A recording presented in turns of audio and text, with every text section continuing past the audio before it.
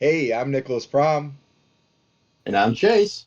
and you're watching Heavy Metal Breakdown, our latest adventures in the exciting and kick-ass world of heavy metal.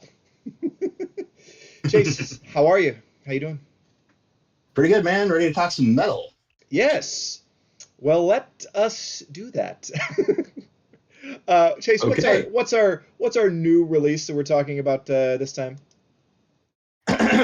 Okay. Let's see. Up first, we got Knights of Unicron, The Transformers, the movie, the soundtrack, the reformatted edition. Released July 24th, 2026 on Reigning Phoenix Music. This re-recording is to celebrate the 40th anniversary of The Transformers, the movie. Okay, yeah, and Knights of Unicron isn't part of the title, but it's like kind of the backing band for the re-recordings of many of the songs. Should say, and that Knights of Unicron, it's Ross Sewage and Matt Harvey and another guy. I think it's exhumed basically, um, Yeah. and there are some other guest vocalists. We'll talk about that in a minute. But yeah, also just re-recordings of some of the original. Well, it's re-recordings of all the original songs, but like the two Stan Bush songs, "The Touch" and "Dare." Um, Stan Bush is still around and did a re-recording. Uh, this album as a whole. I just do want to say this is a this is a neat little thing. It's re-recordings are a mixed bag, or they can be, and they can be bad. But this is kind of nice. It's like the original. I had the cassette and I played the hell out of it, and it's really a very metal soundtrack. Um, Super rockin'. I love it. Um, and all of these are like they're nice new versions. They're kind of it's beefed up and it's modern sounding. It's not a replacement, but as a like a something to have as a piece, as something side by side with the original. It's very nice, and none of these are cringy or corny or embarrassing or bad. So really, they pulled it off. I mean, and again, don't delete the original because that has its. This can't replace that, but it is fun No. and I enjoyed it tremendously. Stan Bush, like I said, came back and did new versions of Dare and The Touch, and these new versions are excellent. I believe the aforementioned Knights of Unicron are the backing band Yes. on those on all this really, other than the Vince DiCola instrumental stuff. It's all synths and things, and there's like two or Yep. three pieces that are just that. Like the Death of Optimus Prime and stuff. Yep. But yeah, let's talk about the ones that are just like real songs. Uh, how did you like these new versions of the Touch and Dare? Let's just do the Stan Bush stuff for a sec. Oh Jesus! I mean, the Stan recorded those at 72, and he still sounds great. Like, and I had this lined Wow. up so it was track one of the original, and then track one of the new one. I had them stacked like that, Oh, in a and playlist. there are, yeah, in a playlist, and they were like there is a gulf of difference in production between the two. Yeah. But like ultimately, I also want to say this ultimately about the album as a whole. It is a unnecessary re-recording, but it's harmless overall. It doesn't damage anything, but and it's also just it's a lot of fun. Yeah. Uh, yeah, and the touch is just it's a great song. Doesn't matter what decade you listen to it in or what version you listen to it. It's like an auditory antidepressant. Just Yeah. makes you feel good. It is really good. Like I think it's like put the Touch and Dare in your '80s training montage Oh, playlist, oh and yeah, you undoubtedly. know, yeah, those songs are great. Um, yeah, they are really feel good songs. And But yeah, and then we got the Instruments of Destruction. The original version was by NRG, which I think was a session musician group. There's nothing else Yeah. from that band, but it's a heavy metal song. Um, who is the vocalist on this one though? On this version of Instruments of Uh, Destruction? of Destruction. Let's see. Yeah. That is Francis an Italian name I can't pronounce. Okay, that's fine. Well, they do a nice job. And they do a really good job. And I always liked that song. The original one is really cool. Um, uh, oh yeah. Okay. Oh, nothing's gonna stand in our way. Let's talk about that. Let's talk about that. Oh yeah, Who sings on the new version? it's Sebastian Bach, man. Yeah, he kills it. I loved it. Oh, that was the one with Sebastian Bach. Okay, yeah, and yeah, never mad about hearing Sebastian Bach. Um, Very fun. I wouldn't want to meet that guy for all the tea in China, because every story is Sebastian Bach, belligerent drunk, like, or any interview with, like, he just storms off, he's just mad, just like I can understand why the guys in Skid Row are like, yeah, you know what, we're good, just nope, nope, not for all the money in the world do they want to get back together with him. And that speaks volumes about what kind of guy he is, man. But I do love his voice. The first two Skid Row albums are amazing. I finally went back and listened to and heard the third one, which name already escapes me, and it is so completely forgettable. Like, it sounds like them, Nah. but it's zero fun. It's just it's such a drag. Um, but That's too bad. But and I think I've heard like a tiny bit of his solo stuff. I did see him solo live once, and that was fun. But yeah, Sebastian Bach always brings certainly gravitas to the proceedings, and that is a fun version. The re-recorded version of the Transformers theme, the original one by Lion, who are Yep. shout out to friend of the show, Big Slime from Russia Power Radio. He is a big Lion fan. And Lion really kind of walks that line between like AOR and power metal, and it's a Yeah. US power metal. Lion are fun, and I really do need to like go out and listen to like more of their stuff. I've heard some songs, but this version again, Knights of Unicron, and a gal sings it, Brittany something. Nice Britney job. slays. Yeah, I don't know her from anything, but uh, yeah. Unleashing the Archers. Okay, I've heard of that Yeah. group, but that's all I've got. Okay. God, what a grandpa I sound like. I've heard of that group, you know. Uh, but yeah, but excuse me, I keep man. Uh, but okay, Escape is yeah, instrumental, and then down to Hunger Hunger. with a nice re-recording. I liked it quite a bit. It's got the guy from Death Angel in it, That's Mark. got Mark Osagata. Yeah, There it is. yeah. And that is a cool version. I should be noted. Nothing's gonna stand in our way and Hunger were originally by on the original album. It's weird. They're listed on the record as Spectre General, but it's the Yeah. Canadian hard rock heavy metal band Kick-Axe. Now I've heard two different stories as to why they were listed as Spectre General and not under their own name on the original album.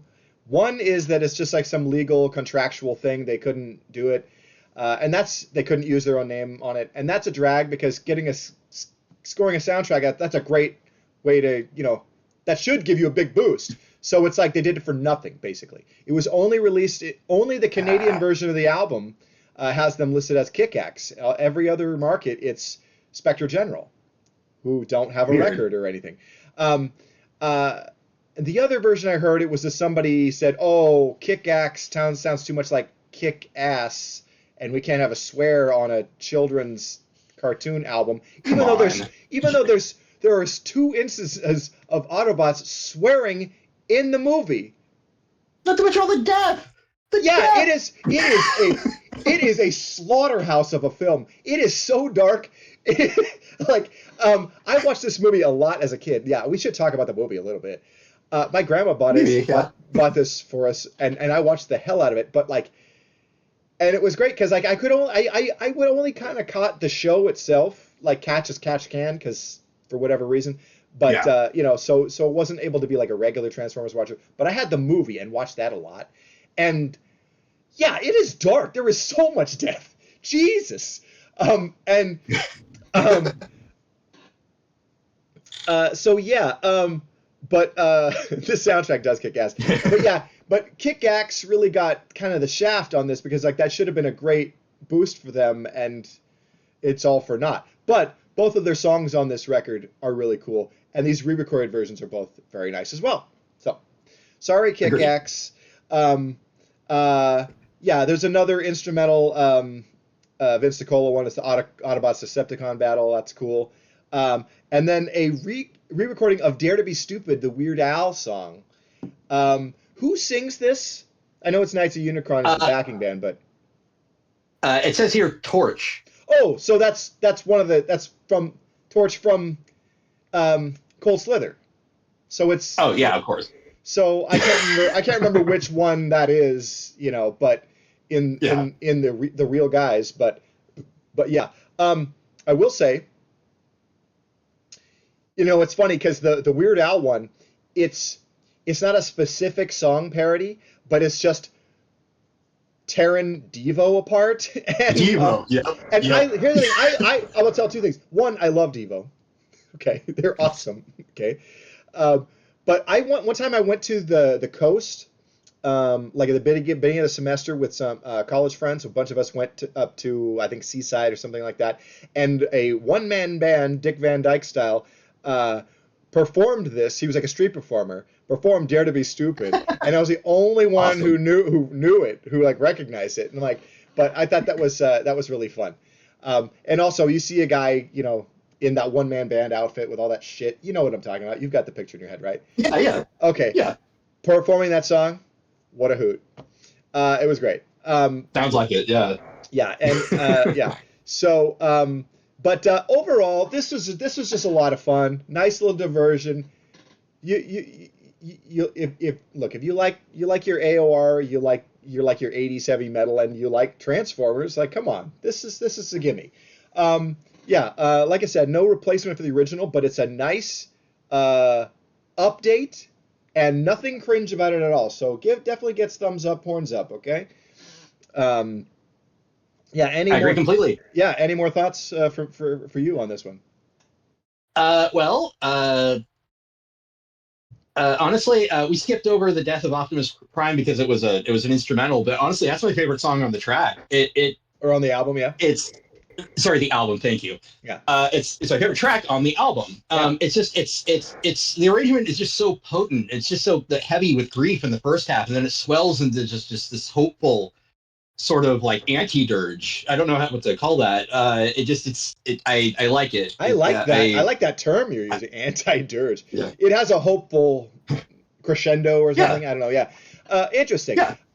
But yeah, it should be noted. Yeah, Vince DiCola, it's like he did the score for the film. Okay, and then there's all the rock songs, and so, but these instrumental pieces that he did for it they're beautiful. I mean, it's like, it's not John Williams, but like for a cartoon movie about toys, that's a toy commercial. Yeah, wow, pretty like emotionally impactful. So and it worked. And so yeah, right on. I'm there with you on that. But yeah, this is a fun album. Seek this out, gang. This is very enjoyable.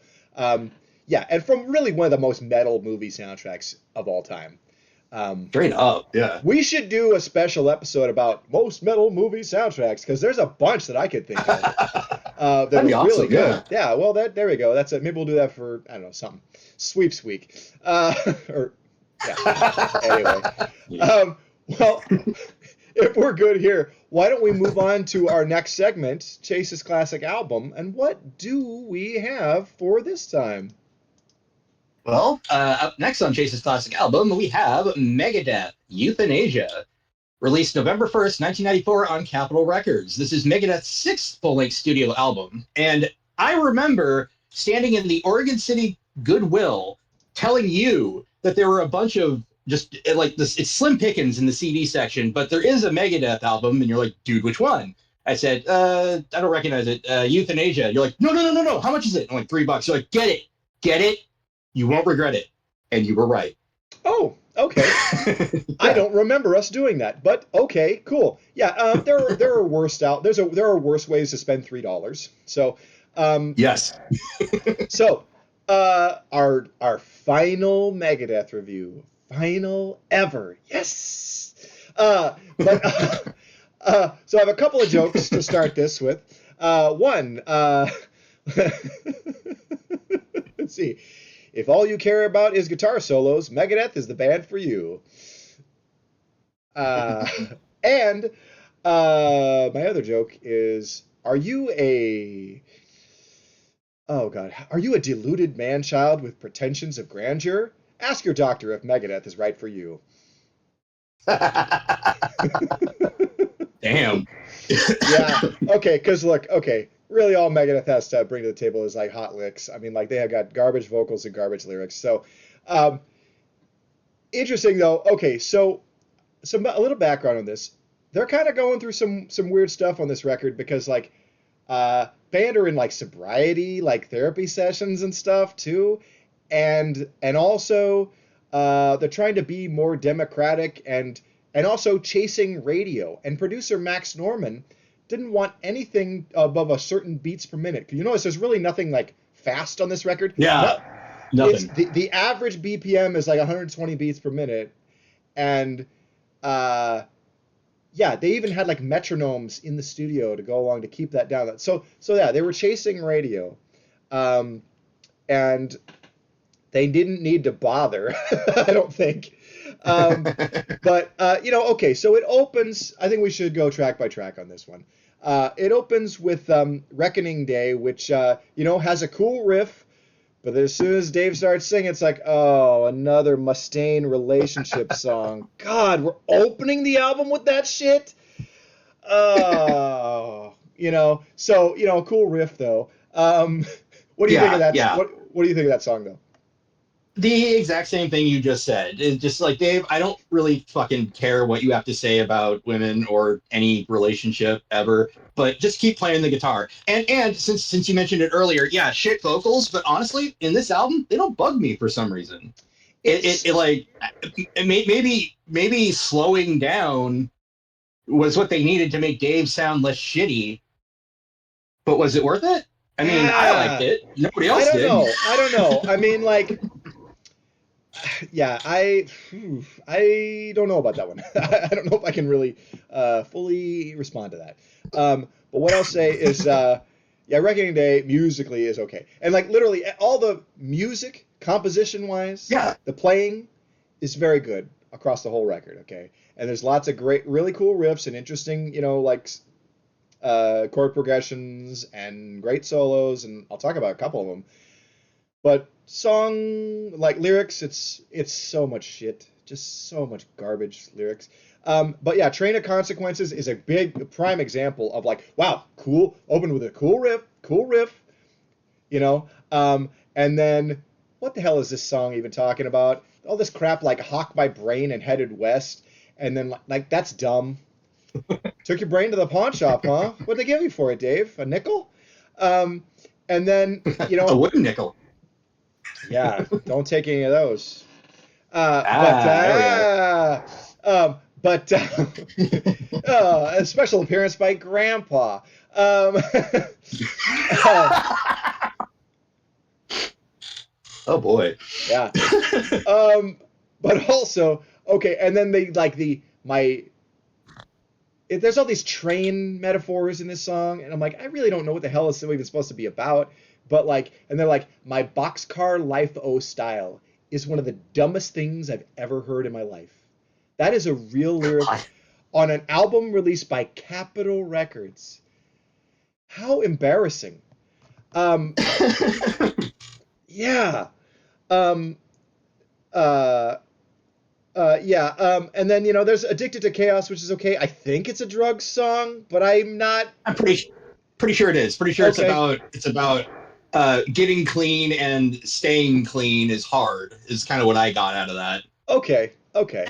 And also, you said that they were like trying to like get like I don't know if they were all going through it or if it was just Dave or what the deal was. But yeah, you can tell somebody was in rehab at this point because there's a lot of songs about like introspection and whatnot. Yeah. It's a Um, very introspective uh, record, I'll say that. Yeah. yeah, and that's cool. It's just that I wish somebody who knew how to write lyrics wrote the lyrics to all this, insightful stuff. Yeah, like the ideas of like, oh, let's song up a song about this, but then the lyrics are so bad. I'm like, oh Yeah. man. We talked about Skid Row earlier, like, man, Jesus, they're like fucking Shakespeare compared to this. And I've talked about Oh man. how bad some Skid Row lyrics are. Um, Sweet Little Sister has got some bad lyrics. That's one that really stands out. I'm like, what? Go read those lyrics. And you're like, what the hell is that? But anyway, and then we get, okay, here's the song that they're really chasing radio on, A Tout Le Monde. Okay, we got some French shit in there. It's like, it's been accused of being a suicide song, but I think it's really just a, like, reflecting on your deathbed kind of song.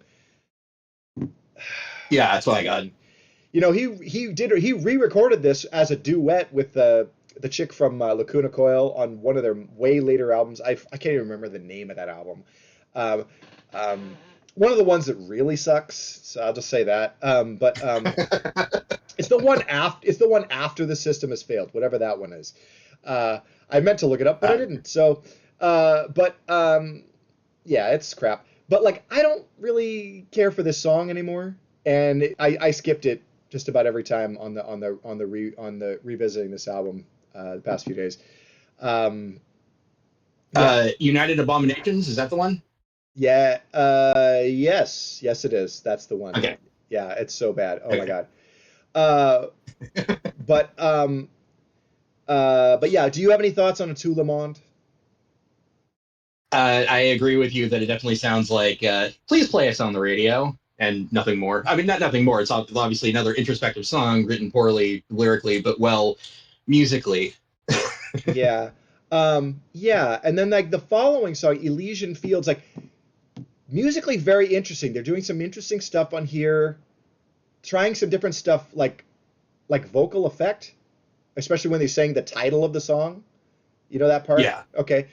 Yeah. But I don't know. There's like a lot of weird religious imagery. They talk about. It's interesting. I think give metal credit. They say the gods instead of God.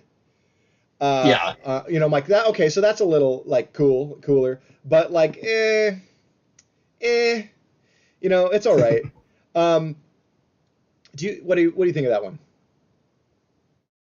It didn't really have that one. I just kind of blew past me most of the Sure, time when I was sure. listening to it. Didn't really have much to it. Yeah, The Killing Road is a little like that for me. It's a little more memorable, but Yeah, I like that one. yeah, it's okay. Again,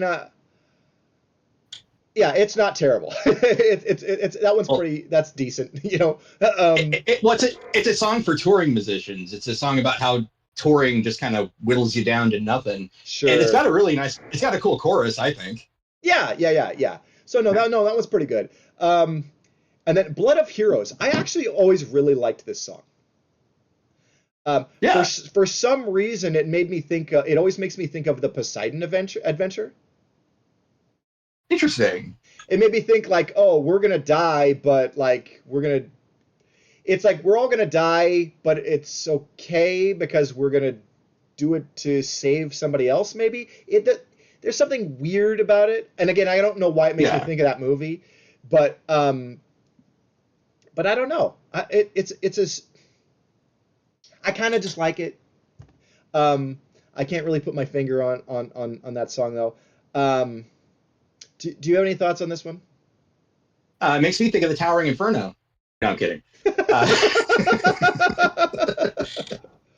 No, it's a good uh, song.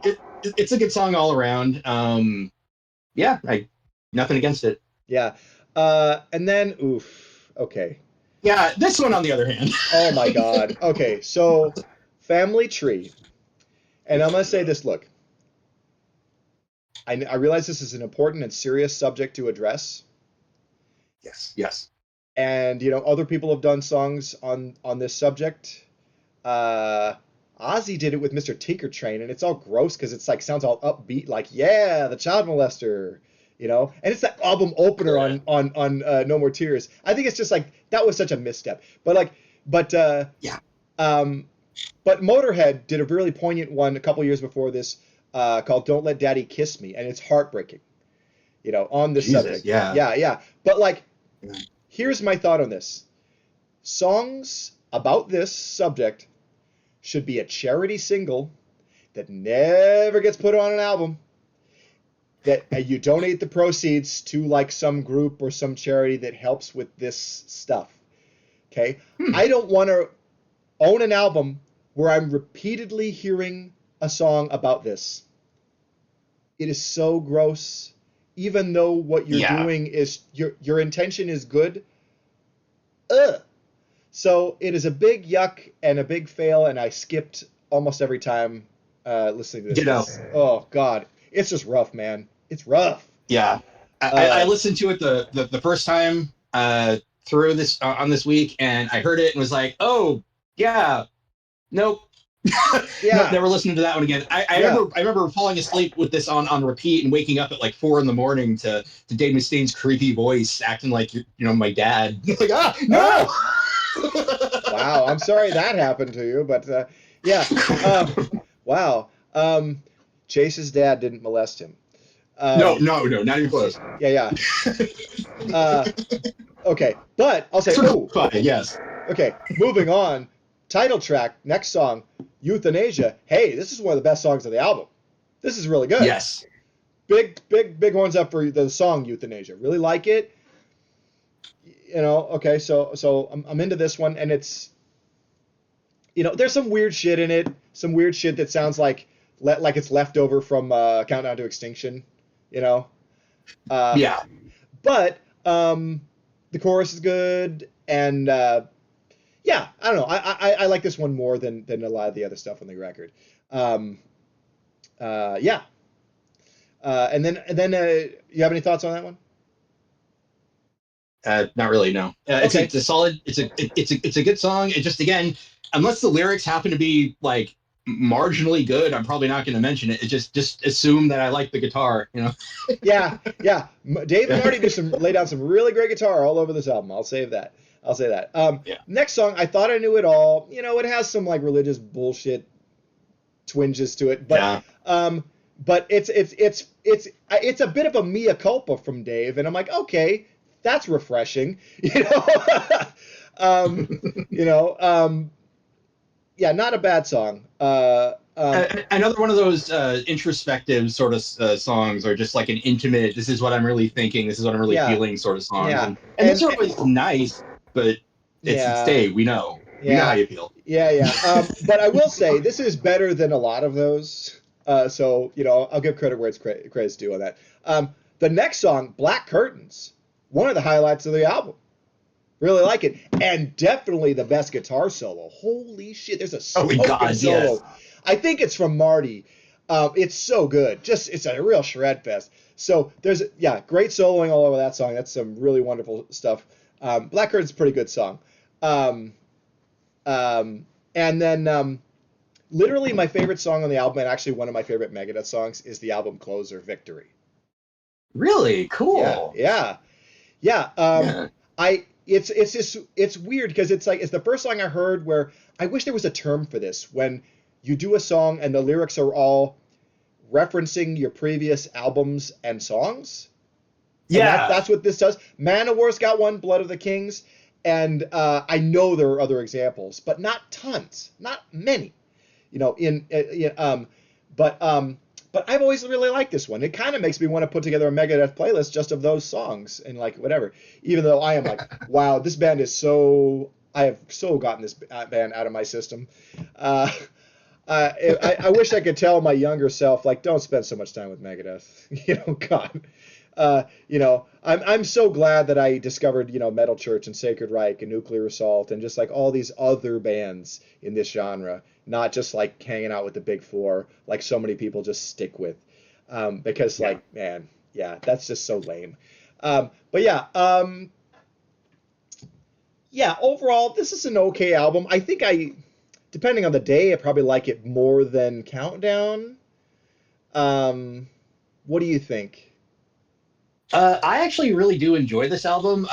We had fun ripping on how bad he is at lyrics and everything, but like Sonic, like just have it on and in the background, and it just makes a great just for great noise. Like that's a Interesting. bad endorsement. But it is good. It's like don't it's a Monet. Don't get too close. Right. Don't look too Interesting. close. Yeah. Interesting. Well, that's an interesting analogy. But also, I was thinking about this. Like, it's like, okay, really what a Megadeth album, every Megadeth album is it's like, okay, impressive guitar work. And I almost wish this was like an instrumental band, or like, you know, like, or like those bands that are built around a guitar virtuoso. Like I'm thinking of like, Yeah. Michael Schenker Group or Ingve or Kristen Pelletieri or any of the neoclassical shred guys. Yes. Like Marty Friedman and Jason Becker's Cacophony. Okay. Okay. Yeah. That stuff's amazing. And it's just like, maybe that's what Megadeth should have been. Uh, if it's like, or you listen to a Joe Satriani album, it's just like Surfing with the Alien. There's nobody singing. And I'm like, maybe it would just be better that way. You know what I mean? But oh, you have frozen up, so it's just me here talking until Chase unfreezes. Um, but well, hopefully he was done talking about this record, because I'm going to move on to. Oh, Chase, there you are. Hey, you froze for a minute. You That was froze hard. weird. Yeah. You froze hard. Anyway, so I was just rambling on about neoclassical shred guys for a minute, but Chase, are we good on this album? Are we ready to just move on to upcoming shows? Probably. Yeah. Okay, cool. So overall, euthanasia, it's fine. Okay. Yeah, so yeah, upcoming shows, and I did update the calendar, so we got some stuff. Want to remind people, August 13th through the 16th in Seattle at the Substation, the Soldiers of Steel Festival. Headliners include Sanctuary, Liege Lord, Sacred Blade, Hellwitch, Saint, and the Accused AD, plus a couple dozen other traditional power metal and even some thrash and speed metal bands. It's going to be a great festival. Get up to that if you can make it, please. Let's see, that very weekend in Portland, after following their performances at Soldiers of Steel, Adamantis and Tower Hill, they are on tour, and they'll be playing at the Hawthorne Hideaway. That's Saturday, August 15th, with local support from Nocteris, who I don't know, but I believe they're a traditional metal band. I need to check them out. And Memorless, the epic doom metal band, who are really just epic heavy metal. They are so rad. That's going to be a great show. I was going to go to that. But there's another fun thing, a free rock and metal festival downtown Portland, or it's on 2nd Avenue, including Silver Talon will be playing on the Skulldozer and a bunch of other bands. That's a free metal and rock festival, gang. There's going to be food carts. There's going to be music. It is going to be fun. And I am planning to go to attend this. That will be fun. Love Silver Talon. They are so rad. You like Maiden and Priest? Get on it. Enjoy them. But yeah, and then there's a bunch of other bands as well. That should be a fun time. I encourage people who are in town to go to that. The very next day at the Pioneer Courthouse Square, Acid Bath and Yob will be playing. So you're going to get your Doom on in the summer. I guess smoke weed and enjoy this. Do that. Marijuana is perfectly legal in Oregon. Let's see. And then Friday, August 21st, at Dante's, it is a night of traditional heavy metal with Stainless and the Mighty Solicitor, and with support from Wizard Cage. That is going to be a fun night for those who are in attendance. I have to work, and I am bummed. I'm going to try my damnedest to go. Holy Please shit. go. Oh, yeah. Yeah. That very evening, if death metal is more your thing, Death Metal Legends Insanity will be playing at also Friday, August 21st, at the Blackwater with support from Oxygen Destroyer and the great Death Thrashers Hallucinator. Yeah, damn. Yeah, but Chase, man, I really hope you make it out to see Solicitor. They're so rad, dude. Oh my god. Yeah. Get to it. Let's see. And then, wow, a busy weekend because Saturday, the very next night, Saturday, August 22nd, at the Hawthorne Hideaway, Coven, the mighty thrash metal legends themselves, will be performing with support from Headless Pez, Imperiosis, the great new thrash metal band here in Portland. This will only be their second show. I caught their first, and they were fantastic. And then local Death Thrashers, Dead Nexus, who are nice guys. I like them. So yeah, get out. That's going to be a great night of thrash metal. So yeah, do that if you can. Let's see. And then, I want to remind people, Saturday, yeah, September 12th, Doom Metal Legends, The Obsessed, will be playing at the High Watermark with support from Time Rift and Tigers on Opium. So you will want to go to that. Yeah, there's a show. So yeah, I believe that will be our show for today. Chase, do you have a sign off for us? Thanks for watching Heavy Metal Breakdown. Like, comment, subscribe, and remember, nothing's going to stand in our way. Not tonight. Yeah! All right. Thanks for watching, everybody. Good night.